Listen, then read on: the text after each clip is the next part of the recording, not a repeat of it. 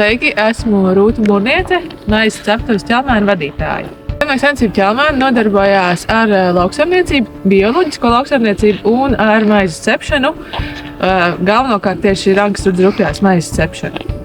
Kopā saimniecībā darbojas 80 darbinieki, esam 80 kolēģi. Ceptuvē tie ir galvenokārt apmēram 50 cilvēki. Un jā, es esmu atbildīga par procesiem, kas norit ceptuvē, un ražošanas procesu savukārt brālis Mārtiņš ir atbildīgs par lauksaimniecību un graudu audzēšanu. Galvenās vērtības, pēc kā vados es un vadās visa saimniekošana un ražošana, noteikti primāri ir cilvēks. Tātad savā starpā tā ir sadzīvošana, sastrādāšanās, jo strādājām ģimenes lokā pamatā, un tas ir veidojis tādu pamatu šīm cilvēciskajām attiecībām noteikti arī ar darbiniekiem, un to visu veidojot kā kopīgu komandu, kas gan šeit dzīvo, saimnieko un galu galā ražo foršu produktu. Otra vērtība ir vide un daba mums apkārt, un veselīga un ilgspējīga vide. Tas ir stāsts gan par to, kā tēvs ir aizsācis saimniekošanu un iekopis un rūpējies par laukiem, gan arī par to, kā mēs, kā otrā paudze, jau turpināsim turēt rūpi par šiem laukiem un vidi sev apkārt. Tas, ar ko ļoti lepojamies un ko es turu kā svētu lietu, ir vērtība, ka cepam tradicionālu rudzu rupjo maizi.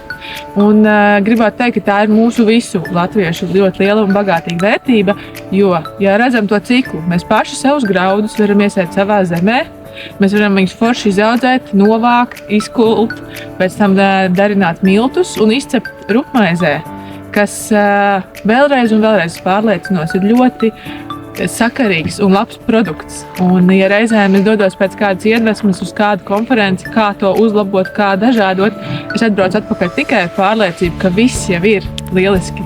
Atliek vienkārši mums turpināt šo darbu un ēst to ikdienā. Vienā vārdā uzņēmējs es raksturot to kā koku, jo ar stingrām saknēm zemē, ar plaukstošām lapām, iespējams ar ziediem ik pa laikam, un ar šo cikliskumu, ka mēs ejam cauri gadu laikam. Tad ir mierīgie posmi, ir trakie vētrainie posmi, ir krāšņie skaistie posmi, un jā, ir arī kārtīgi darba plaukšanas posmi, tā es raksturoju.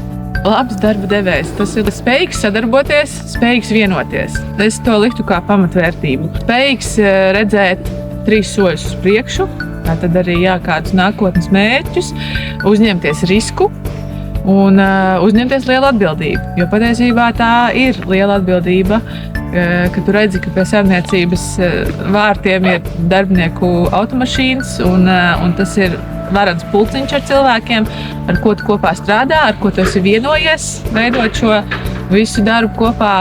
Jā, tā ir liela atbildība, tad atbildīgs.